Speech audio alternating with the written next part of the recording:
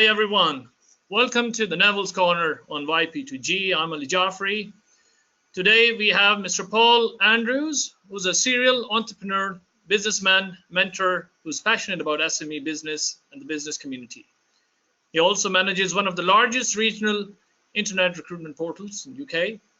He's a business radio show presenter and a producer. So very lucky to have him on board with us today. So I'll just hand over to Neville so he can formally proceed with an interview session with him. Over to you, Neville. Thanks very much, Ali, and welcome everyone. And as you know, this part of Neville's Corner is all about giving young people the facts, not just about business, but also about life. And sometimes these facts will bust a few myths and will take noise out of the equation. And these facts may be hard to accept, but the point is, these are real people with real experiences, and I'm particularly delighted to have on the show a good friend and colleague of mine, Paul Andrews, today, who's agreed to give his experiences over the many years. He's just a touch older than me, but we're all battling around the same average. So welcome on board today, Paul, and thanks very much for joining us. We're going to launch straight into the first real crunch question of the century. What do you see as the biggest business problems that companies face today? Do you know what? Right now, especially today, politicians. Oh, wow. I cannot believe some of the stuff that I'm seeing coming out, and today's been particularly bad. There's a thing in the UK Parliament at the moment to try and suppress freedom of the press. They're ridiculous. But in general, what I'm seeing is our politicians, our government, our leadership is not keeping pace with the pace of change. And I think a classic example of that was the US Senate committee hearings with Facebook, where clearly there wasn't anyone that understood what Zuckerberg was saying. You know, and it's understandable that these people can't keep pace with change, but they really shouldn't make laws and regulations and try to manage business when they don't really know what effect their changes are having. So for me, one of the biggest obstacles we face at the moment is the regulatory environment, which is changing consistently. In the UK and Europe, we have GDPR just about to come online in the next 2 weeks. It's a bit of a fiasco. It hasn't really been thought through very well. It won't be proved until it goes to court. And I don't see how you can manage business like that. So that's my big beef at the moment. And it's a big beef, you know, and these are regulatory arenas that no businesses can really control. And that's probably part of the problem. Yeah, absolutely. And the real issue for me is small businesses. You know, that they pass these kind of regulations that can be managed by global corporations because they have whole departments that deal with it. But us small businesses, we struggle to cope with all of this and to keep on top of it. Yeah, so let's look about the small business arena and maybe a bit of your experience, because I know you've got large business experience as well. And particularly from your recruitment angle, you know, running literally the largest portal in the UK for recruitment. What do you think businesses are looking for today when they hire a new employee? Oh, it's consistent. This, no matter who you ask, no matter what business they're in, no matter what stage of their development, whether they're a micro business, a small business, medium or large business, all of them are saying the same thing. They want attitudinal skills. They want behavioural skills. They don't require qualifications in the same way that they used to. What they want are people that are trainable, people that are open to being involved in their business, people that can communicate. It's soft skills. That everyone is looking for soft skills. Do you think that that's been a radical change over the last few years, or do you think it's been coming in for a while? Yes and no. I think it's been coming in for a while. I think soft skills have always been highly prized. I think the reason that it's more desperate, if you want to use that term now, than it's ever been before, is that technical qualifications just can't cut the mustard anymore because of the pace of change. Nobody can keep up with it. You know, I feel enormously for our education systems. How on earth do they manage to keep up with things? Just as a quick example, I was on the board. University of Kent at Canterbury is a very innovative Russell Group university here in the UK. And a few years ago, they had a huge innovation. They developed a new school called the School of Digital Engineering and Arts. And I was one of the original board members of that. And 6 months into the curriculum, the whole thing started to fall apart because the technology they were teaching was changed by the people knowing the technology. And all of a sudden, their curriculum fell through the floor because it was they were using Adobe. And Adobe went, do you know what, we're going to scrap that and do something else. So they had to rethink how they developed the curriculum, and they had to make it far more general because with specific qualifications, it's not easy to keep up any longer. Yeah, I think we're finding that all over, and Ali, you see that in Pakistan as well currently, don't you? Well, yes, in fact, yeah, and that brings me to another question, Paul. What do you think, despite having access to so much information and tools and platforms and assessments, evaluations to improve your skills, where is the gap? What do you think? Where's the gap now?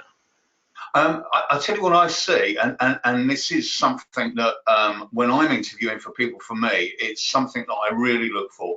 It's people don't utilize the resources that are available to them in terms of research. Yeah. So, for instance, going back to Neville's original question about the job market, because of organisations like mine, which is a recruitment portal, it's incredibly easy to apply for a job. So people just smash their CV into it and apply for every job on the site. What you actually should do is highly target the job that you want, do some research around the employer, and then respond to the employer in an adequate way. And the gap that I see, even though those tools exist, we don't make use of them in a basic way, which is to do some basic level research on what we see. For me, Facebook's a classic example of that. On my Facebook feed, I see dozens every day of things that people repost and share, and most of them are fake. Yeah, they haven't checked. I saw one the other day that said, in Australia, they burn rubbish to produce electricity. We don't do this in England, and that's a travesty. In fact, we invented the technology in England, and we've been doing it for over 120 years. But, that gets perpetuated because people think it sounds good, and if they think it sounds clever. And that's the problem. We don't do any basic research. That's a really interesting issue, and we could really go off on a tangent here, especially as Paul and I have got this thing about education, because my belief that education is all about helping make you think. Yeah, exactly. And I think one of the things that we're not equipping young people with is the tools to help them think. Yeah. So if we're not equipping them with the tools we should be equipping them, do you think that the schooling system in general, right the way through university education, do you think that they're ever going to be equipped to be helping the current job market? Currently, no. The way that it's formulated at the moment, absolutely not. I mean, again, here in the UK, in my humble opinion, our education system is way behind the curve. It is just so out of touch. It's unbelievable. But it's a tough job. I'm not just moaning at them for the sake of it. It is an incredibly tough job to turn around something like education. And as this interview unfolds, you might find a few more things about me and my general philosophy. But my problem is, and this is coming right back to when you asked me what I see as a block to business, and I said politicians. Really what I mean by that is our approach to all these things, be it business, be it education. Everything is centrally planned and top down. And for me, that no longer works. That was a 20th century way of doing things. But new technology doesn't require us to do it that way any longer, but we're still trying to do it that way. We're trying to make a one-size-fits-all thing for everybody. Yeah. And I just don't see that ever working. Well, I think I will commonly use the phrase of crashing square pegs into round holes.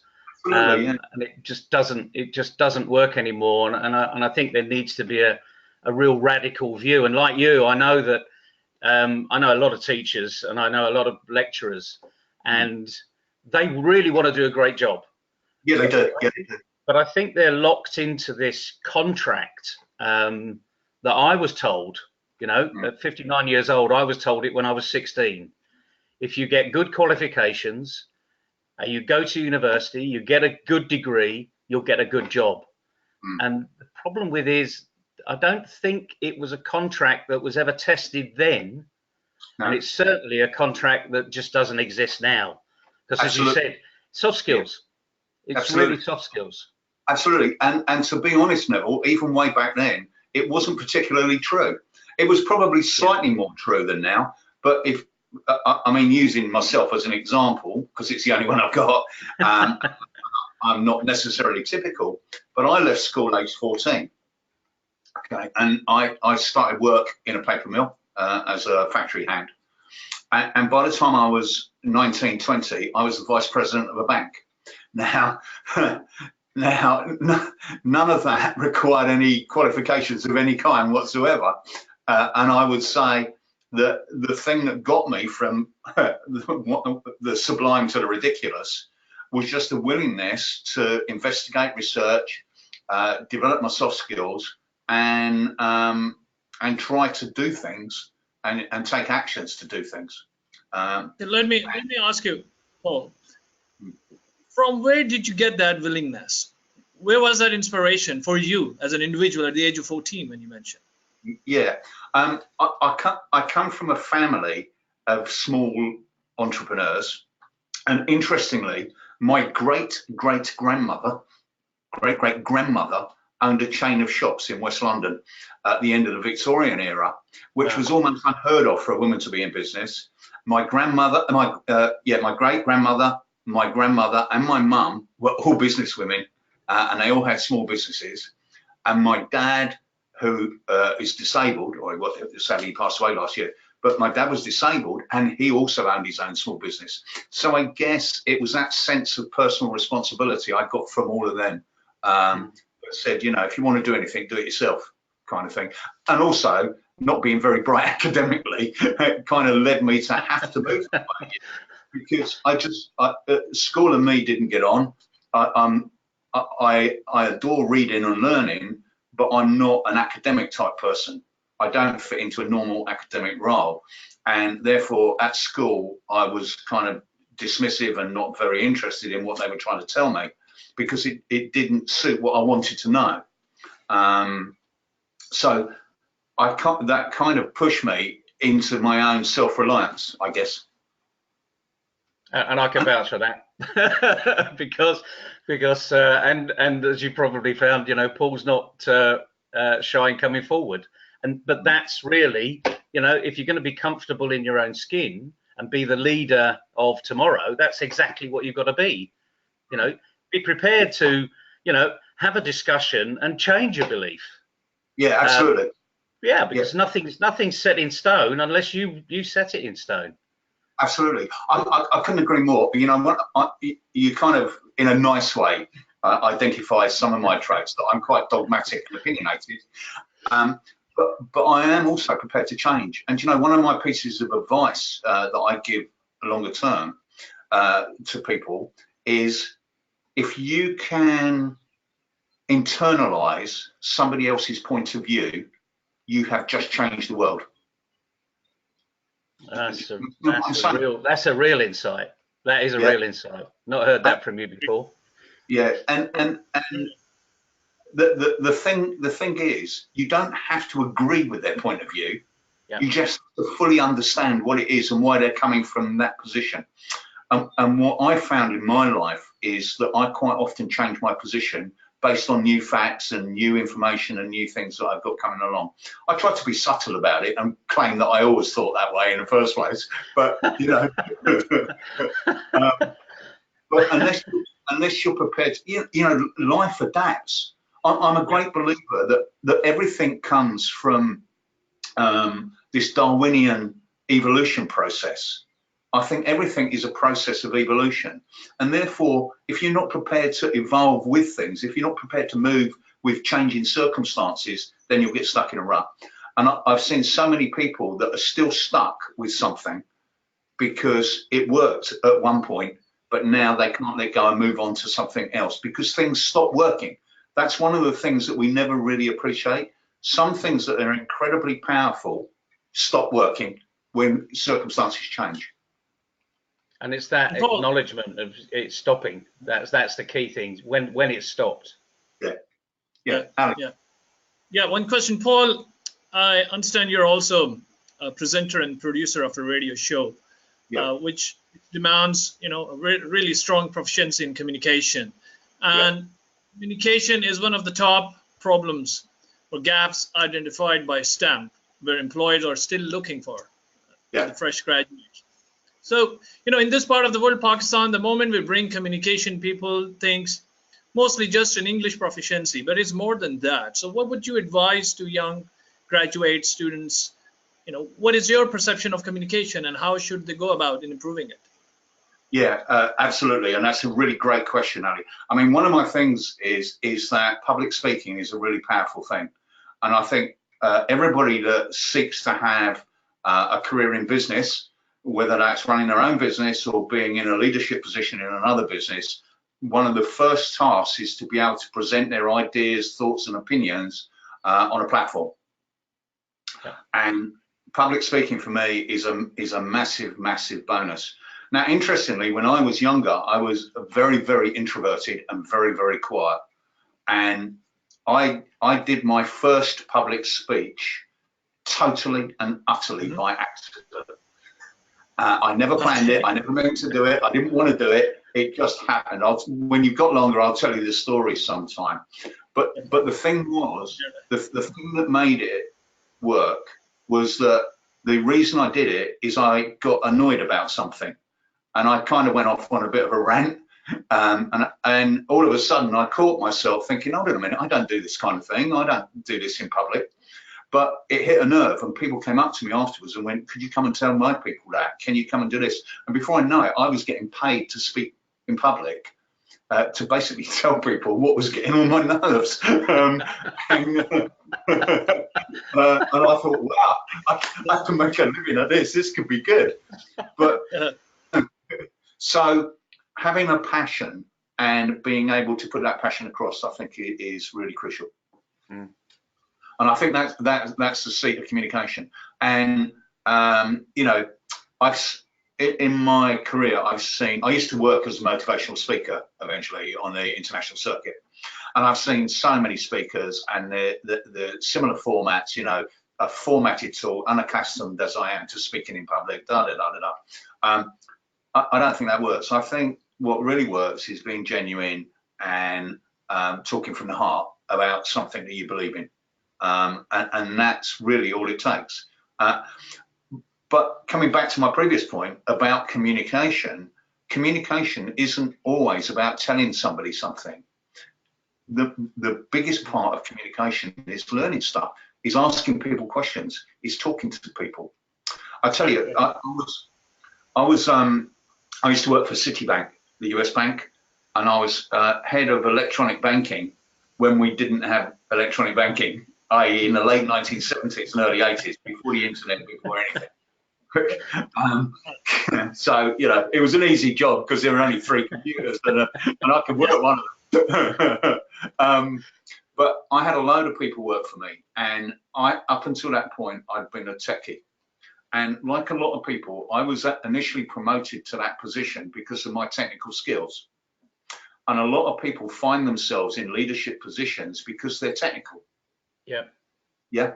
And it's used as a promotion, a gift, a recognition for your technical skills. But of course, being a techie isn't the same as being a leader. And one of the things that I noticed amongst my contemporaries is they had this penchant for wanting to tell everybody how to do things. Yeah. So as leaders, they go, you do it like this, you do it like that, you do it like this, you do it like that. I go, I don't know how you do that.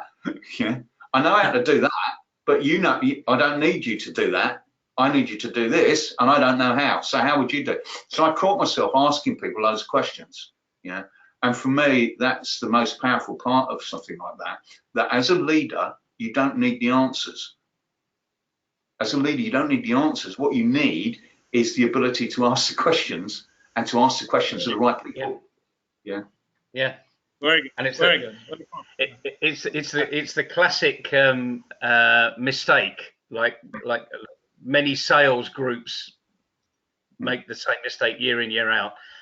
Their sales manager leaves, who's been a great sales manager, and then they look around the office and they say, "Oh, we'll promote the best sales guy." Exactly, yeah. And what they end up with is a poor leader and no salesman. And no salesman, exactly. So and the thing is, we see it time and time and time again. I think that's a really good takeaway about, you don't have to know the answers to be a great leader.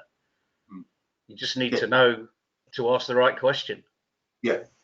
And that brings me, if you allow me, Paul, again, from this part of the world, the cultural aspect, or I think even globally, imagine a class of 30, 40 people. Based on my experience, it's always you find, 2 or 3 of them who are actually raising their hands. They're not afraid of asking the questions, but the rest of them are always shy. I mean, so where that confidence will come from? Yeah, you're absolutely right, Ali. And the problem is people, and you see this, it's not a cultural thing. It's global. It's a human. It's a human trait. We're scared of looking silly. Yeah, we don't want to ask questions because we're scared of looking silly. Yeah, one of the reasons I didn't get on very well at school is I kind of challenged things. I got called out in a maths lesson once, okay, by the teacher, and he said, "The trouble with you, Andrews, is you're speaking and you're not listening. You're talking to people at the back." He said, "Now I've just set a test," and he said, "I want you to answer this question." He said, "There are 3 of you in the playground, yeah, and there are 4 oranges, 2 apples, and a banana. If you divide them up amongst you, who gets what?" So I said, "Well, who is it?" And he said, "I beg your pardon?" I said, "Who are the 3 people in the playground?" And he said, "What does that matter?" I said, "Well, if it's Hills, he can go sit on it because he ain't getting anything." Yeah. And I said, "And if it's Smith, he's a brute, so he'll probably have the lot. So there you go. If it's Smith, he'll take everything. If it's Hills, he can go away." And he went, "No, that's not the answer." And I went, "Yeah, no, it seems pretty reasonable to me." and he got really upset about it. Yeah.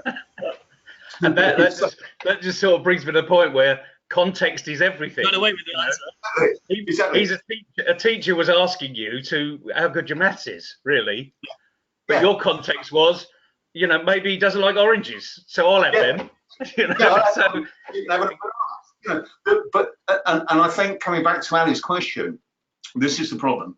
When faced with a classroom, whether they're young people or adults, when faced with a classroom full of people and somebody in authority standing at the front, the reason that so many people won't ask questions is they fear the person going, "You're wrong.